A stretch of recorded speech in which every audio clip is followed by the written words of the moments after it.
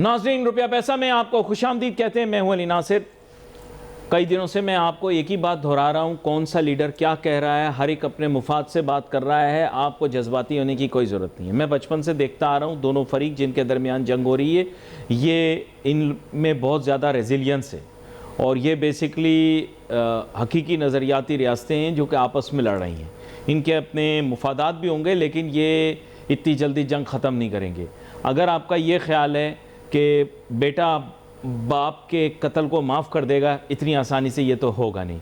इसलिए जंग बंदी ईरान की तरफ से तो नहीं हो रही। ये मैं आपको अभी बता दूं, चैप्टर क्लोज़। वहाँ पर भी एक मुख्तलिफ़ किस्म का निज़ाम है।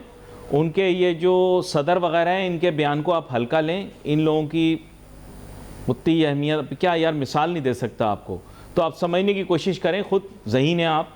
एक तरफ ईरान के सदर टीवी पर आते हैं, कहते हैं मैं माफ़ी मांगता हूँ, आइंदा हमला नहीं होगा, और फ़ौरन जो है वो एक मिसाइल जाके बिरादर मुसलमान ममालिक को लग जाता है। तो आप ख़ुद समझ जाओ यार, वहाँ पर फ़ैसले कौन ले रहा है। वहाँ पर निज़ाम दोहरा है। अब वो दोहरा निज़ाम उर्दू में बोल दिया मैंने, इंग्लिश में बोलूँगा तो फिर वो लफ्ज़ आपको अच्छा नहीं लगेगा, क्योंकि बहुत सारे लोग उस लफ्ज़ को बहुत ज़्यादा इस्तेमाल करते हैं। ठीक है, वहाँ के निज़ाम के अंदर कंट्रोल जो है वो उनकी काउंसिल के पास होता है और उसकी अपनी फ़ौज है, यानी उनकी हुकूमत की अपनी फ़ौज है जो आर्मी है ईरान की। ये नहीं पता था ना आप लोगों को पाकिस्तान के अंदर? आप लोगों को नहीं पता ना? देखो, ईरान की जो फ़ौज है ना, वो सदर को रिपोर्ट करती है। वो और फिल्म है, एक फ़िल्म अलहदा है। वो ये है कि इनकी जो सुप्रीम काउंसिल है वो अलहदा काम करती है, हकीकी इख्तियार उसके पास है। ठीक है, और फिर उसके नीचे उसकी अपनी फ़ौज है जिसका नाम पासदारानी इनकिलाब, जो आप नाम लेते, वो अलहदा फ़ौज है। यानी they are two different things. हथियार, बम, मिसाइल वगैरह वो सब इनके पास हैं। इनके पास खाली राइफलें, टैंक वगैरह ये सब कुछ है। नहीं समझे आप? नहीं समझ में आई? आपको समझ आएगी भी नहीं, क्योंकि इतनी आसानी से आप लोगों को चीज़ें हज़म भी नहीं होती। तो मेरा इतना काम नहीं आपको समझाने का। ये ख़त्म हो जाएगी, ये ख़त्म हो जाएगी। ख़त्म ये तो करेंगे नहीं, ये वाले तो ख़त्म करेंगे नहीं। वो वहाँ से बोलते हैं हमने हमला नहीं किया, एक मिसाइल और चल जाता है, तो समझो यहाँ से ख़त्म नहीं होगा। दूसरा चला जाओ उस तरफ, इसराइल की तरफ चले जाओ। देखो, इसराइल का हदफ ही शुरू से ईरान रहा है। ईरान की जो बढ़ती सलाहियत है मिसाइलों की, हथियारों की, वो इसराइल को खल रही थी। और उन लोगों ने पिछले साल भी यही काम किया, इस साल दोबारा यही काम किया। पिछले साल आपको याद है सिर्फ 3 दिन का मामला किया था इन्होंने, 2-3 दिन का मामला।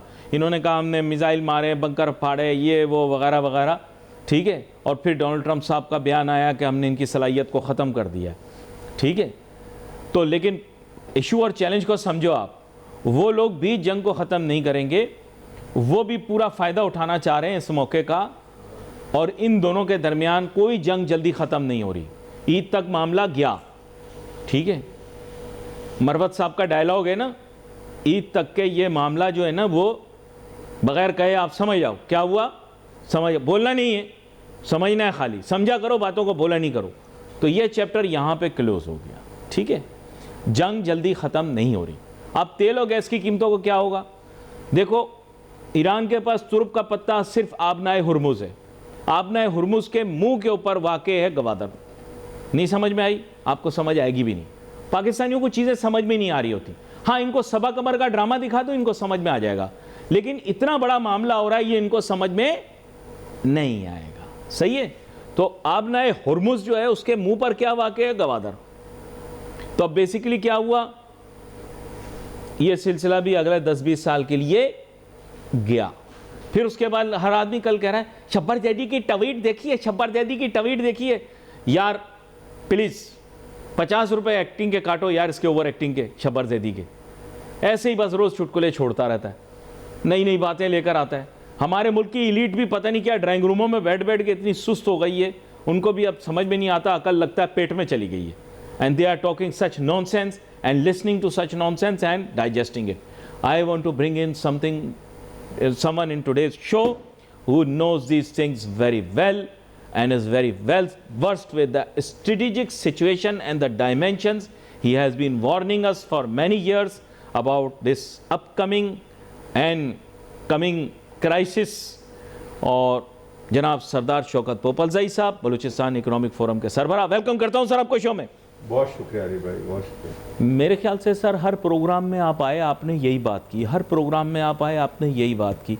आपने ये बात की रीजनल कॉन्फ्लिक्ट फ्यूचर के अंदर होने वाला है, डायमेंशंस ऐसे हैं, there are different players in this region who are kind of doing a proxy war. Eventually it is going to turn into something of a crisis which has happened.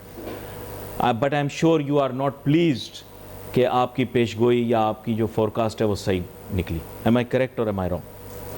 बिस्मिल्लाहिर्रहमानिर्रहीम। बहुत शुक्रिया अली भाई, ये बड़ा सेंसिटिव सब्जेक्ट है और मैं समझता हूँ मैं इस काबिल नहीं हूँ, लेकिन फिर भी जैसे हम प्रीवियस बहुत मोहतात अंदाज में आप करते रहे और अब मज़ीद इस पे करेंगे। देखें, लोकल कन्फ्लिक्ट हो या इंटरनेशनल कन्फ्लिक्ट हो, उसकी 2-3 डायमेंशंस होते हैं। या तो वो एस्केलेट करता है या वो डिज़ास्टर करता है। थर्ड वन इज़ कि वो long range problematic issue create करता है। इस वक्त जो कन्फ्लिक्ट अपनी जगह है, कौन कितना भारी है, कौन कितना ताकतवर है, वो पूरी दुनिया, I think every layman knows के अमेरिका कितना ताकतवर है, ईरान कितना ताकतवर है, ईरान ने अपना इन्फ्लुएंस अरब ममालिक में कितना दिखाया मिलिटरीली। ये एक बिल्कुल डिफरेंट मिलिट्री सब्जेक्ट है। लेकिन इकोनॉमिक पे ही रहते हैं, इकोनॉमिक टॉपिक पे रियल इशू जो मैं आपसे हाईलाइट करना चाहूँगा वो इकोनॉमिक्स। इकोनॉमिक, अगर इसको हम सिर्फ सोच में ले आए, आप इस कन्फ्लिक्ट के आने से पहले आप देखें कि गोल्ड कहाँ जा रहा था। मतलब गोल्ड ऑलमोस्ट जो प्रीवियस टाइम से डबल ऑफ द प्राइस पे जा रहा था। Yes, same is with the silver, वो सिल्वर भी ऊपर आया, हिटिंग पीक्स। उसके बाद आप डॉलर की फ्लक्चुएशन देखें, डॉलर ऊपर आ रहा है, नीचे आ रहा है, एनोमलीज। तो वो कहते हैं ना लल बिफोर स्टॉर्म, yes. कि ये चीज़ होने वाली थी। 100% जो इंटेलिजेंसिया है पूरा दुनिया का, उनको मालूम थी कि कहीं आग लगने वाली है, कहीं कन्फ्लिक्ट होने वाला है। अब ये कन्फ्लिक्ट आपके मुताबिक कि अभी फ़िलहाल पीस आने को लगता नहीं है, लेकिन नहीं, आप अपनी राय दें। देखें, मैंने तो एक ओपिनियन इसलिए स्टेट किया है because based on what has happened in the past, I believe that both of these countries will remain at war for a longer period of time. आप क्या कहते हैं? आप बताएं ना, आपकी क्या सोच? It could be, लेकिन एक चीज़ तय है कि जो मेन वर्ल्ड मिलिट्री पावर्स हैं, जिसमें यूरोप भी शामिल है, जिसमें रशिया भी है, चाइना है, अभी उन्होंने अपनी एंट्री नहीं दी। फ्रैंकली टेलिंग यू, इस वक्त 3 लोगों में जंग है, अमेरिका, इजराइल और ईरान। तो वो नहीं है। मैं एक इम्पॉर्टेंट सब्जेक्ट की तरफ आना चाह रहा हूँ। देखिए, ये तो मिलिट्री डिज़ास्टर, कितने लोग शहीद हुए, कितने लोग दुनिया से चले गए, लेकिन जो मेन डिज़ास्टर इकोनॉमिक आ रहा है, आप अपने मुल्क में देखें कि गवर्नमेंट कितनी फिक्रमंद है कि अगर तेल नहीं आया तो आपकी मोबिलिटी मुल्क के अंदर ख़त्म हो जाएगी, आपकी इकोनॉमिक का पहिया रुक जाएगा, आपका इकोनॉमिक का पहिया चल नहीं सकेगा। तो ये तमाम चीज़ें ऐसी हैं जो फिक्रमंदी की बात है। कन्फ्लिक्ट होता है, कन्फ्लिक्ट नुकसान या फ़ायदे में चीज़ें सेटल हो जाती हैं। पहले भी हुई, वर्ल्ड वॉर 1 हुई, वर्ल्ड वॉर 2 हुई, अल्लाह ना करे कि 3 हो, लेकिन ये जो इकोनॉमिक्स है which affects each soul in this world, each soul in this universe, वो बड़ी फिक्रमंदी की बात है। सर, मेरे उस्ताद थे कामरान अज़मी साहब, तो उन्होंने मुझे एक बड़े मज़े की बात बताई। उन्होंने कहा, देखो, अगर पाकिस्तानी ये बात कहे अपनी बीवी से कि मैं दूसरी शादी कर लूँगा, इसके माने ये है कि वो कर चुका है। तो ये पाकिस्तानी स्टाइल ऑफ स्पीकिंग है। अगर हम ये कह रहे हैं तेल ख़त्म हो जाएगा, तो आप समझ जाएं इसका मतलब हो गया है। नहीं, देखें, बुरा ना मानिएगा, I will be very realistic with you. We have to think realistically. ये खुशखबरियाँ सुनाना, तेल के जहाज़ लग गए, टैंकर लग गए, पाइपें लग गई, तेल आना शुरू हो गया, ये सब don't try to create a situation where you are trying to control panic. Pakistan is a very panicky people. जो करना है वो आज ही कर दो, instead of holding back the panic. I think ये पाकिस्तानियों का जो डिलेइंग टैक्टिक होती है, ये बड़ी गलत होती है। मेरा ऐसा ख्याल है, मेरी अपनी कौम की ये प्रॉब्लम है। I don't know, we have not planned for such kind of situation. जी। अरे भाई, I hope and I wish कि गवर्नमेंट जो कह रही है, जैसे वो कह रहे हैं कि हमारे पास 1 महीने का रिजर्व है। अभी कल से एक फिक्रमंद बात है कि प्रेसिडेंट ट्रंप ने ये डिक्लेयर किया कि जी जो वर्ल्ड स्ट्रेटेजिक रिजर्व्स हैं वो रिलीज वो रिलीज करें, रिलीज और करें। उस रिलीज करने में भी 120 डेज लगेंगे। जी। अब वो 120 डेज को फर्दर आप आगे प्लस करें, उसकी डिस्ट्रीब्यूशन होना कहाँ है कहाँ नहीं है। तो गवर्नमेंट ने एक डिसीजन तो वाइज लिया कि उन्हें इमीडिएटली जो इकोनॉमिक मेजर्स लेने थे वो ले लिए। अब जो रीजनल इकोनॉमीज हैं, जो एक्सपोर्ट पे डिपेंडेंट हैं, जो इंपोर्ट पे डिपेंडेंट हैं, उनके ऊपर डिपेंड करता है कि उनकी मार्केट वैल्यू उतनी रहती है या नहीं रहती, या उनकी मार्केट जो है वो एक्टिव रहेगी या नहीं रहेगी। अगर नहीं रहेगी तो फिर लोकल बिजनेस का क्या होगा, which is Sir, a just- great concern. Just for a larger perspective और लार्जर स्कीम ऑफ थिंग्स, गाड़ियाँ नहीं चलेंगी ना, लेकिन आपका तो एनर्जी मिक्स ऐसा है कि आप तो तवानाई भी फॉसिल फ्यूल से बनाते हैं, फर्नेस ऑयल से बनाते हैं, नेचुरल गैस से बनाते हैं। A large chunk of your mix comes from these sources. तेल नहीं होगा तो आपके यहाँ बिजली भी नहीं होगी, या होगी तो फिर बहुत ज़्यादा महंगी होगी। सिंपल। आपके मुल्क में एलएनजी इसीलिए इंपोर्ट कर रहे हैं ना, क्योंकि नेचुरल गैस आपके मुल्क में नहीं है। अगर कतर से नहीं आएगी तो दैट मीन्स हमारे पास नेचुरल गैस नहीं होगी। Simple answer. Am I wrong और am I right? That's the issue. You are very right. लेकिन मैं एक लाइटर साइड पे एक हाँ। बात अर्ज करूंगा जो बहुत ज़रूरी है। बहुत से यूरोपियन मुल्क हैं जो आप यूट्यूब पे या ट्विटर पे लोग आपको मैसेजेस करते हैं, जिनके प्राइम मिनिस्टर्स जो हैं आज भी अपने घरों से अपने दफातर बाइसिकल पे जाते हैं। जी जी।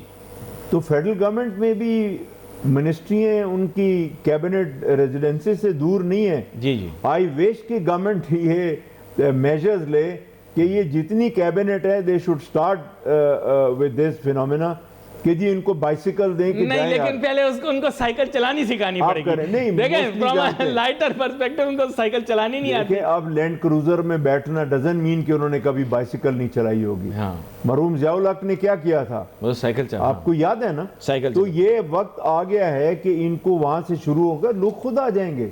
आप भी आ जाएंगे, मैं भी आ जाऊंगा बाइसिकल के ऊपर। But you have to set a president. This is just on the lighter side, but No, ground there is a reality. shortage for. I have been told that in Gwadar they have a donkey processing plant. मैंने सुना है वो they are rethinking, क्योंकि उनको बड़ी परेशानी है कि जो है ना वो डोंकीज की डिमांड पाकिस्तान में बढ़ रही है एल्सवेयर, क्योंकि फिर कल को अगर पेट्रोल नहीं होगा तो फिर we'll have to manage with donkey carts. ऐसा मैंने सुना है, even on an even more lighter side. लेकिन from a practical angle देखें, आप चीज़ों को practically देखें।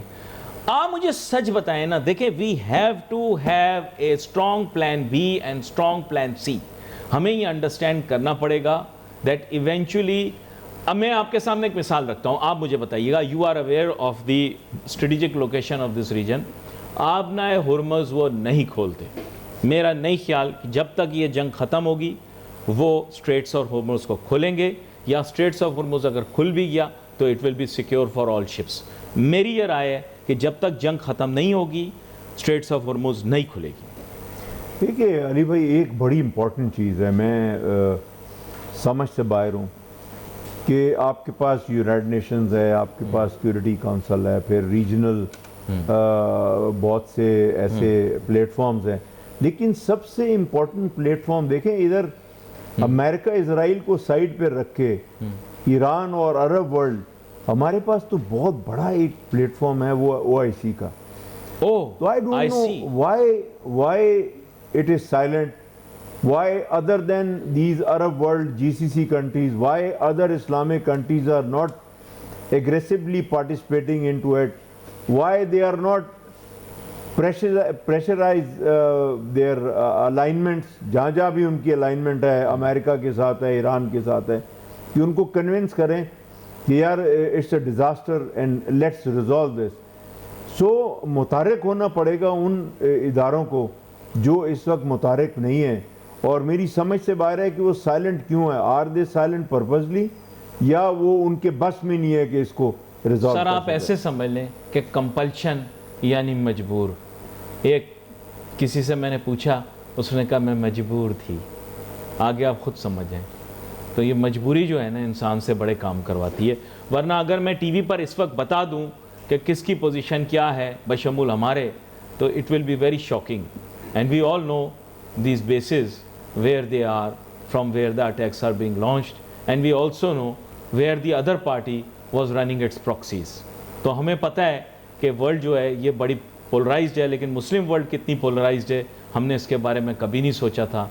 अगर एक तरफ है तो एक पावर बेस बना हुआ था, उनका अपना मुल्क, यमन के हूथी, लबनान की हिजबुल्लाह। दूसरी तरफ अगर आप देखें तो ये दूसरे जीसीसी कंट्रीज़ जिनका आप जिक्र कर रहे हैं, वी ऑल नो कि they need crutches and whose crutches were they using. So we all know this proxy war was going on for a long time. It was being fought in our country also, unfortunately, and many people lost their lives. मैं इस पे जा नहीं सकता क्योंकि मईशत का programme है। अगर मैं चला गया तो आपके ये जितनी आंटी या अंकल शाम में बैठे होते हैं, इंशाल्लाह उनसे बेहतर सतह की गुफ्तगू आप और मैं कर लेंगे, लेकिन मैं कर नहीं सकता, मैं मजबूर हूँ। लेकिन मैं उसी टॉपिक पर वापस आता हूँ। आप इस चीज़ पर अग्री करते हैं या नहीं करते हैं कि strategically speaking today we have jeopardized the Straits of Hormuz, the integrity of oil supplies through the Persian Gulf, right or wrong? मैं पार्टी आपसे एग्री करता हूँ, और एक चीज़ बड़ी इंपॉर्टेंट है अली भाई, आपको समझनी पड़ेगी कि इस वॉर के अंदर बड़े मेजर इकोनॉमीज जो है ना वो इम्पेक्टेड हैं। जी जी। तो कल को पाकिस्तान जैसे अल्लाह ना करे कभी कोई इकोनॉमिक क्राइसिस आती हैं या फाइनेंशियल इश्यूज होते हैं, तो पाकिस्तान के पास एक लेवरेज था कि आप इन ममालिक को रब्ता करते थे कि जी हमें सपोर्ट चाहिए, आप इंटरनेशनल इंस्टीट्यूशंस को जी कहते थे मुझे सपोर्ट चाहिए। तो अगर सारे ही इम्पेक्टेड हैं तो आपसे सपोर्ट मांगेंगे, आप उनसे सपोर्ट नहीं मांग सकते। जो सबसे बड़ी फिक्रमंद बात है, मैंने पहले अर्ज की कि gold is gradually going up. I don't know, world wants to make reserve higher, dollar ऊपर जा रहा है, जो पैक्ड इकोनॉमीज हैं वो प्रॉब्लमेटिक होगी। जो सबसे बड़ी बात है, जो इंटरनेशनल इंस्टीट्यूशंस हैं उनमें वर्ल्ड बैंक, उनमें IMF, उसमें एशियन डेवलपमेंट बैंक, उसमें इस्लामिक डेवलपमेंट बैंक, ये तमाम इदारे ऐसे हैं, इवन UN बॉडीज जिसे UNDP भी है, अनटैड भी है, ये हेल्पलेस हो जाएंगे। नहीं, कल लेकिन को मुझे आप ये- जो स्पेशल फाइनेंसिंग मांगते हैं, शायद ये कह दें जी हमारे पास तो पैसे नहीं है। देखिए, मैं आपसे एक स्ट्रेट फॉरवर्ड क्वेश्चन पूछता हूँ। आपने अभी जो पोज किया सिचुएशन कि इनके पास हम नहीं जा पाएंगे, एक सिनारियो आपके सामने रखता हूँ। What if the superpower walks away from this tomorrow? कल वो डिसाइड करते हैं कि जी चलो ठीक है, ये जो होना था हो गया, now we decide to walk away. हम आज की स्टेटमेंट उनकी ले लेते हैं कि don't want a long war, we want it to be over as soon as possible. अगर कल वॉक अवे हो जाते हैं, जंग खत्म हो जाएगी? क्लियर जवाब आप मुझे दें प्लीज़, ब्लैक एंड वाइट के अंदर, क्योंकि इससे सारी इकोनॉमी इस मुल्क की और इस खित्ते की जुड़ी हुई है। आप जंग हो चुकी, हाँ जंग में टाइम लगा है, हाँ, तो उसमें जो डैमेजेस हुए हैं, आप क्या समझते हैं कि उनके वॉक ओवर से वो डैमेजेस खत्म हो जाएंगे? यही मैं आपसे जानना चाह रहा हूँ ना। वैसे years, I am telling you. हमारे स्टॉक एक्सचेंज वाले सारे बैठ के ये कह रहे हैं ये खत्म हो जाएगा। It will take years. Many economies in this region, they are in trouble. Number 1 economy हम भी हैं, हाँ यस, नंबर 1 इकोनॉमी अफगानिस्तान भी है। ईरान के साथ आप बता दें कि हमारी पाकिस्तान की सदर्न इकोनॉमी जो है, बड़ी minor southern economy, was dependent on the economy of Iran. उसका क्या होगा? तो all these things are dependent on each other. और ये जो डैमेज और डिजास्टर, आप ये कह रहे हैं कि वॉक ओवर नहीं हो सकता। वॉक ओवर हुआ भी तो it's going to take many years before we can fix things. बड़ी अहम गुफ्तगू हो रही है जो मीडिया पर आपको कहीं पर भी नहीं मिलेगी, मुतवाज़िन किस्म की बैलेंस्ड गुफ्तगू सिचुएशन के ऊपर। आपको पता होगा कि ईरान वालों ने आजकल अपना टीवी भी देखना बंद कर दिया है। वो लोग पाकिस्तान का मीडिया देख रहे हैं क्योंकि उनके अपने मीडिया पर भी वो नहीं जीत रहे जितना वो पाकिस्तान के मीडिया पे जीत रहे हैं। तो अगर वो हमसे पूछें तो मैंने उनको यही बताया कि यार यकीन करो, हम तो फर्स्ट राउंड में T20 के हार के आ गए वर्ल्ड कप में, लेकिन पाकिस्तानी क्रिकेट भी इसी शौक से देख रहे हैं जैसे इन्होंने वर्ल्ड कप का फाइनल जीता हो। तो मैंने उनको कहा ये कोई नई बात नहीं है। तो हम तो बेगाने की शादी में भी कहना नहीं चाहिए, लेकिन फिर मैं मजबूर हो जाता हूँ। देखें, don't be running after hypothetical situations. Right now, it's a very painful situation. This is a very painful war. There are tremendous amount of casualties on both sides. These are our brothers, both in all these, both नहीं बल्कि in all these Muslim countries.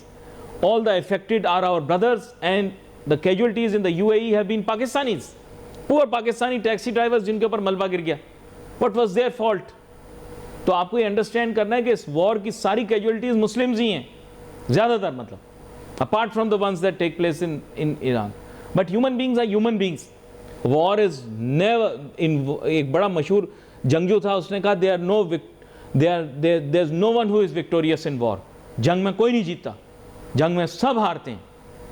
तो शौकत पोपलजई साहब, बात कुछ ऐसी है कि हमारे यहाँ बुरा तो नहीं माने इस बात को, लेकिन जिस तरह का सेडिस्ट रवैया है, लोग सोशल मीडिया के ऊपर हमारे मुसलमान बिरादर मुसलमान ममालिक की क्लिपें शेयर करके कह रहे हैं देखो जी इनको भी लग गया, अब देखें जी दुबई का क्या हाल होगा, देखें जी इन लोगों के साथ क्या हो रहा है, और साथ में जो है सार्कास्टिक किस्म के रिमार्क्स दे रहे हैं. Don't you think it is shameful that we are making fun of a war in which they are casualties which are our own brother Muslim states and their facilities, या उनके माल का नुकसान हो रहा है या जान का नुकसान हो रहा है. जी, आपने भी देखी होंगी, आई एम श्योर. बिल्कुल, मैं आपसी तमाम बातों से एग्री करता हूँ. कैजुअलिटीज़ अपनी जगह है, लेकिन पोस्ट कैजुअलिटीज़, पोस्ट कन्फ्लिक्ट जो सिनेरियो है, मैं उसके बारे में बताएं. आप देखें, अभी रिसेंटली एक रिपोर्ट आई थी कि पाकिस्तान की जो पॉवर्टी है वो 29% पे आई हुई है, और सबसे ज़्यादा इम्पेक्टेड वो बलूचिस्तान सूबा है.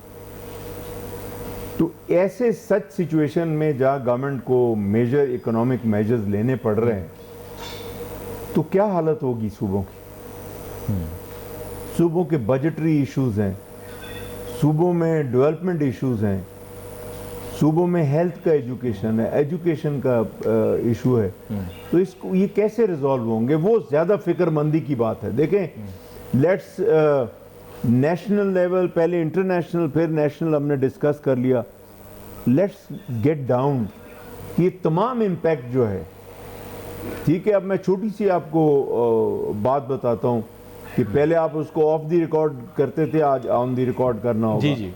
कि जो ईरान बॉर्डर है उस पर कुछ तो स्टेट बिजनेस होता है, और एक other than off the record business होता है, ठीक है, which has more volume than the regular business. तो उसके लिए ख़ास लोगों को एक प्रोविज़न था कि आपको राहदारी मिलती थी.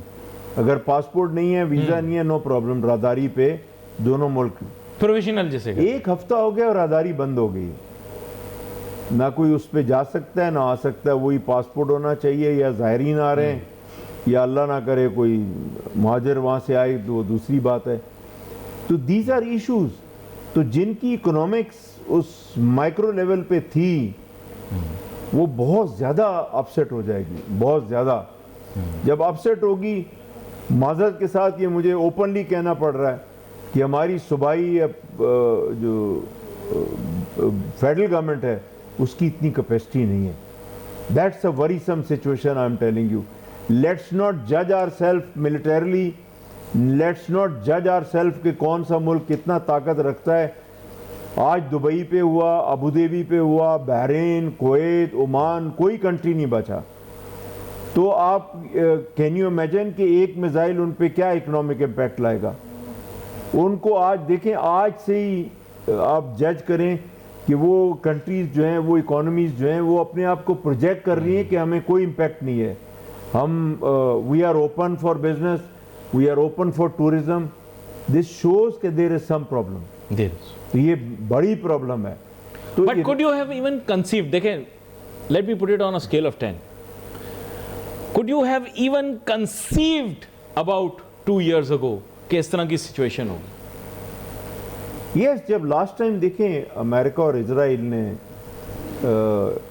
ईरान पे हमला किया था, और उन्होंने एंड पे बोला कि जी वो बॉम्बर्स आए और उन्होंने उसको कैपेसिटी खत्म कर दी, खत्म, यही बताया गया टीवी पर. और बस, लेकिन वो फिर उन्होंने दोबारा, उनके थिंक टैंक्स ने, और उन्होंने दोबारा टॉक शोज में बोलना शुरू कर दिया कि नहीं जी वो तो नहीं हुई. फिर ईरान ने भी अपनी ताकत का मुजाहरा किया और बोला कि जी हम तो बिल्कुल ख़त्म नहीं हुए।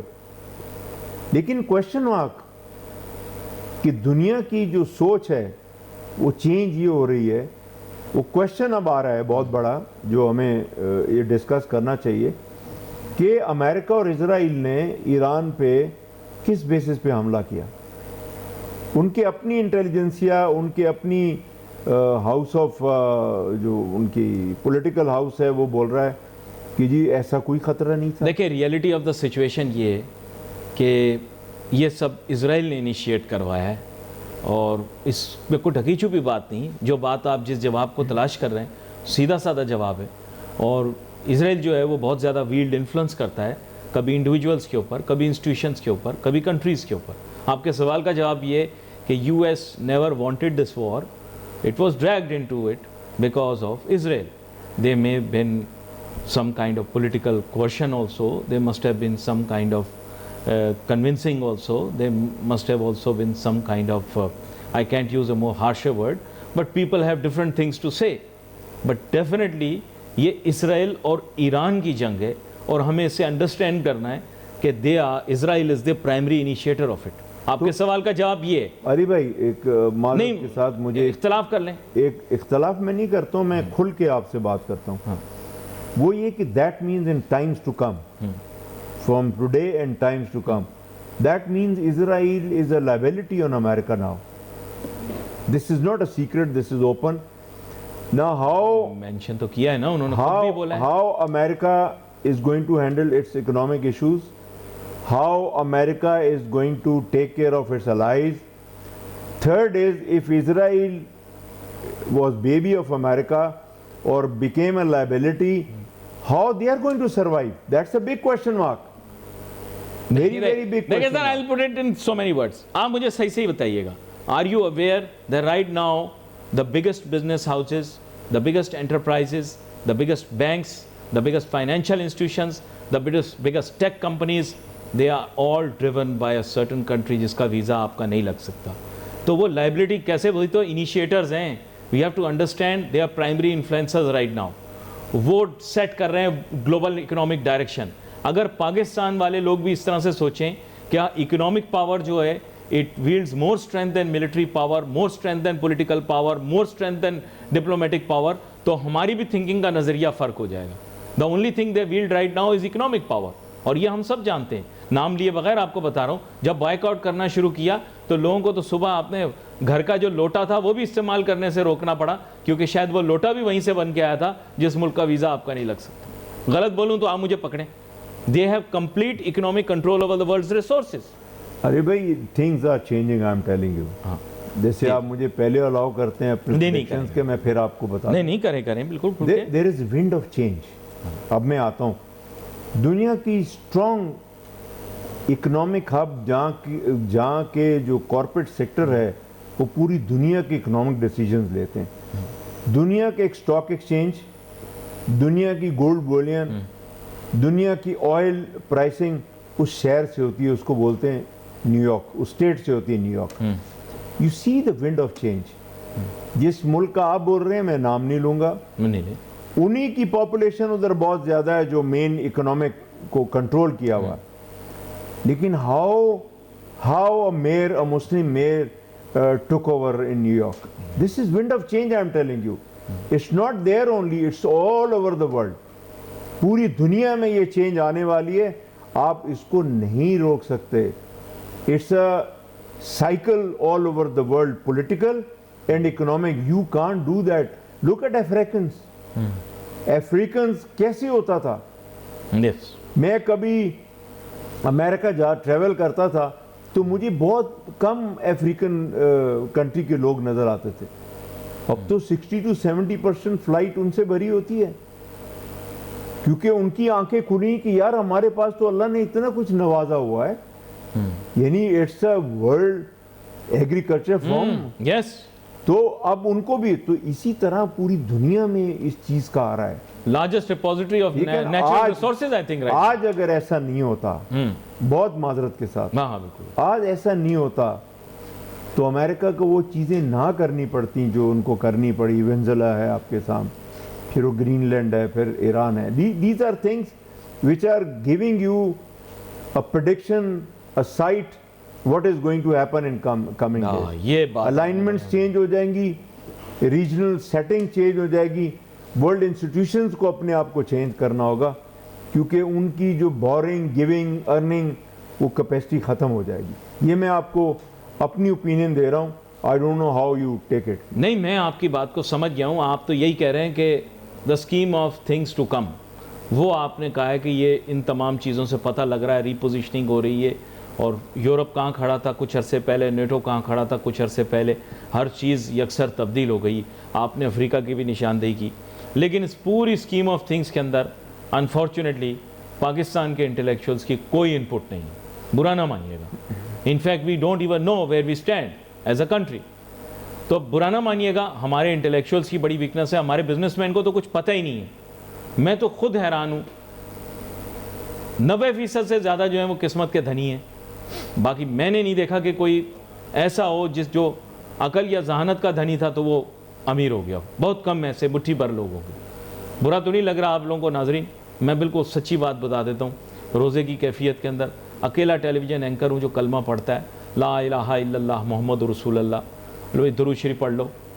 तो बात यह है कि अहम बात आपको बताता चलूँ कि इसके बाद जो बातें मैं आपको बता रहा हूँ ये इनकी गुफ्तगू से भी अखज़ की हैं, उसके अलावा भी हैं। लेकिन शौकत पोपल ज़ई साहब, आपने जो भी क्लियर बात की है, that means it is the race to control the world's natural resources. Am I correct? World's natural resources के लिए ये रेस है। तो वर्ल्ड्स नेचुरल रिसोर्सेज जो हैं वो दुनिया में जहाँ जहाँ भी हैं ये उनके पीछे जाएंगे। Venezuela is the largest oil reserve discoverable या discovered oil reserve in the world. सही कह रहा हूँ? They control the oil. ये दिस इज अंडरस्टूड, लेकिन मैं मुझे इजाज़त दीजिएगा, एक बात बड़ी इंपॉर्टेंट है, क्योंकि करें प्रोग्राम का भी एक लिमिटेड टाइम होता है। जी जी। तो सबसे इम्पोर्टेंट चीज़ है कि ये एक टाइम आ गया है कि पूरी वर्ल्ड की जो कंट्रीज़ हैं, इकोनॉमीज़ हैं, वो डेवलप्ड हैं या अंडर डेवलप्ड हैं, इनको ड्यू डिलिजेंस करनी होगी अपनी इकोनॉमिक्स की। आपको देखना होगा कि अब हमें किस चीज़ पे डिपेंड करना है। मुझे अच्छी तरह याद है कि चाइनीज़ मिलते हैं तो 70 में वो आते थे पाकिस्तान में हबीब बैंक प्लाजा को देखने के लिए, टॉलेस्ट बिल्डिंग को जी, और उनकी सड़कें जी वो मड सड़कें थी। हमारे इधर रोड्स पे शवरलेट्स चलती थी। वो टाइम ख़त्म हो गया, सुई 12 पे आती है दोबारा। तो अब टाइम आ गया है कि ये जो असेंबलियों में बैठ के और हुकूमतों में बैठ के आप फैसला देते हैं, ऐसा पॉसिबल नहीं है।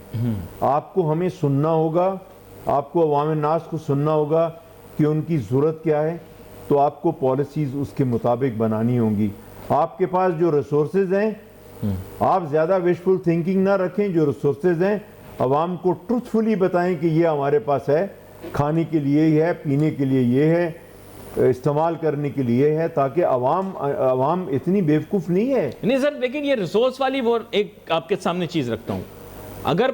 अगर इस रीजन के अंदर ऑयल रिसोर्सेज जिन ममालिक के पास ज़्यादा हैं, चलो सऊदी अरेबिया को आप नंबर 1 रख लो, उसके बाद इराक है, very low GDP, war torn, Iran है, बहुत बड़ी ऑयल रिजर्व, ये तकरीबन बराबर हैं तीनों के ऑयल रिजर्व्स। लेकिन सिवाय सऊदी अरेबिया के दोनों बाकी जो हैं उनकी GDP की सिचुएशन आपको पता है, हालात आपको पता है।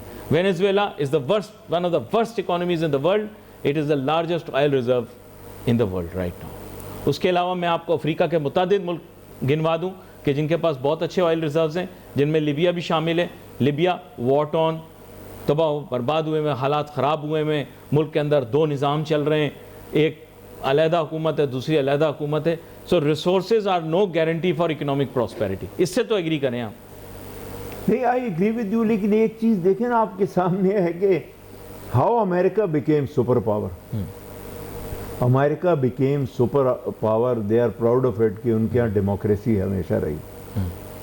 मतलब हर इंडिविजुअल की इनपुट है, उसकी सुनी जाती है, एक कानून है, उसके पैरामीटर्स में फिर स्टेट मशीनरी उतनी स्ट्रांग हो जाती है, वो कोई एडवेंचर करना चाहे कर सकते हैं। आज दुनिया में ये पूरी पॉलिटिकल एक्सरे सामने आ गया कि कौन कौन से मुल्क के ऊपर क्या क्या हो रहा है, कौन सा सिस्टम चल रहा है, उसकी क्या वीकनेसेस हैं। तो same lies with in Pakistan. तो ये डायमेंशंस हैं, जितनी जल्दी हम लोग एज अ पाकिस्तान अपने आप को अडॉप्ट कर लें, अपने आप को शिफ्ट कर लें, अपने आप को चेंज कर लें economically, politically, that will be a very good for us and good for our sovereignty also. आपने लैपिस लजूली की बात की और सेंट्रल एशिया के मुतालिक भी बात की, जहाँ इतना सन्नाटा और खामोशी है कि कुछ पता नहीं कौन कहाँ है, सिवाय आज़रबाईजान के जो एक आधा बात आई हमारे सामने कि शायद वहाँ पर कोई ड्रोन गया था या कोई डमी ड्रोन था, उसके अलावा कोई बात वहाँ से नहीं आई। Central Asia is silent, silent, कोई खामोशी बिल्कुल। As far as China is concern, China is invisible, सिर्फ डिप्लोमेटिकली कुछ कह रहा है तो कह रहा है, अदरवाइज साइलेंट। रशिया का जो रोल है वो वेस्टर्न पावर्स का ये कहना है कि रशिया जो है वो स्ट्रेटेजिकली सपोर्ट कर रहा है अगेंस्ट वेस्टर्न फोर्सेस या एलाइड फोर्सेस या जो भी आप कह लें। तो इसके अलावा बाकी तो कोई there is no power play. Many countries have withdrawn, they are indifferent, जिसे आप कहते हैं होम्योपैथिक दवाइयाँ। जी नहीं, ऐसा नहीं है। मेरा ख्याल है आपने Russia, China, central Asia country और कंट्रियों का नाम लिया। देखें, ये उनकी सेंसिबिलिटी है। अगर वो भी कूद जाते इसके अंदर तो कंफर्म था कि एक मिनी थर्ड वर्ल्ड वॉर तो अल्लाह ना करे हो जाती है। तो उन्होंने सेंसिबली काम किया। और आप देखें कि जब ये वॉर प्रोलॉन्ग हुई है, 2 दिन से ये जो रशिया और चाइना है, इन लोगों ने डिप्लोमेटिकली अपने एफर्ट्स और स्टेटमेंट्स देना शुरू किए हैं। आप देखें, इंडोनेशिया जैसा कंट्री जो है वो भी एक्टिव हो गया, हालांकि उसकी इतनी बड़ी पॉलिटिकल डिप्लोमेटिक स्ट्रेंथ नहीं है, लेकिन ये उन्होंने समझदारी की कि वो उस टाइम के अंदर, हाइप के अंदर वो आगे नहीं आए, क्योंकि उनको मालूम था कि एक चीज़ बहुत हाई लेवल पे हो रही है, तो ये फिर एक नया पेंडोरा बॉक्स खोलने वाली बात थी। तो उन्होंने अक्लमंदी की। तो I hope in times to come, whatever damage has been done, it is very unfortunate. I am worried about economics, that immediately it should get down, कि ये मामला ख़त्म हो जाए और जो कंट्रीज़ हैं ये अपने इकोनॉमिक इश्यूज़ को एड्रेस कर लें जितनी जल्दी हो सकता है। क्या पाकिस्तान ने सिनारियो टेस्टिंग की है अपने मुल्क के अंदर कि अगर ये जंग ईद से पहले ख़त्म हो जाती है तो what's the plan? Scenario testing की है कि अगर ये साल के आखिर में ख़त्म होती है तो फिर व्हाट्स द प्लान? अगर ये जंग जो है 3-4 साल चलती है तो व्हाट्स द प्लान? मेरी ख्वाहिश यही है कि हुकूमत इस बारे में सोचे, develop a plan B and C. We can never act helpless, we can not leave it all to just things as they are. मैं ये देखता हूँ कि पाकिस्तान के अंदर ये माइंडसेट क्रिएट हो गया है कि ज़िम्बाब्वे भी हार जाए, इंडिया भी हार जाए, ऑस्ट्रेलिया भी हार जाए, इंग्लैंड भी हार जाए, वेस्ट इंडीज़ भी हार जाए तो पाकिस्तान और साउथ अफ्रीका का फाइनल हो जाए। ये चीज़ अपने जहन से निकालें। Do not rely on this kind of things. यहाँ पर मैं जनाब शौकत पोपलज़ई साहब का शुक्रिया अदा करूँगा, बहुत शुक्रिया, ये शो में हमारे साथ शामिल हुए। आपके ऊपर अपनी राय इम्पोज नहीं करता, थोपता नहीं हूँ, लेकिन सीधा सीधा सिनारियो आपके सामने बयान करता हूँ। प्रोबेबिलिस्टिक अप्रोच से चलते चलते हुकूमत पाकिस्तान ने पहली दफ़ा प्रोएक्टिवली एक्ट किया है। कोशिश ये की है कि हालात इससे पहले के बिगड़ें, उससे पहले ऑस्टेरिटी मेजर्स भी अनाउंस कर दिए हैं, लेकिन बाय एंड लार्ज पैनिक को अवॉइड करने के लिए उन्होंने रियलिटी को पूरे तरीके से आपको बताया नहीं। लेकिन मीडिया की ये जिम्मेदारी नहीं है कि वो और ज़्यादा पैनिक क्रिएट करे, बल्कि हमारा काम ये है कि हम काम लेकर आएँ। There should be calmness to it. तो लेट्स बी वेरी स्पेसिफिक, लेकिन let's be very realistic. This is not going to end tomorrow. मैं बहुत सारे लोगों से बात कर रहा हूँ, दुनिया हफ्ते से ज़्यादा अफोर्ड नहीं कर सकती। दुनिया क्या अफोर्ड कर सकती है, that's none of your business. आप क्या अफोर्ड कर सकते हैं, आप उस पर फोकस करें। इस मुल्क का प्रॉब्लम ये कि चाइना अफोर्ड नहीं कर सकता कि सीपैक ना बने। वो चाइना अफोर्ड नहीं कर सकता, वो फिर हमारा नुकसान हो गया। और हमने काफ़ी दफ़ा इस बारे में बात की।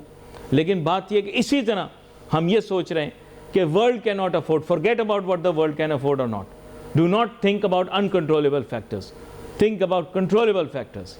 What can you afford, how much longer can you go on, अगर पाकिस्तान इस तरह से सोचना शुरू करेगा तो पाकिस्तान एक मुस्तनद माशी प्रोग्राम बनाएगा जिससे हम इन हालात का मुकाबला कर पाएंगे। हमारा एक मुस्तनद एनर्जी प्रोग्राम होगा, ट्रांसपोर्टेशन प्रोग्राम होगा, सप्लाई चेन प्रोग्राम होगा। We wait for messages on Facebook. Ali Nasir वाइटी को जाती है। अल्लाह हाफिज़।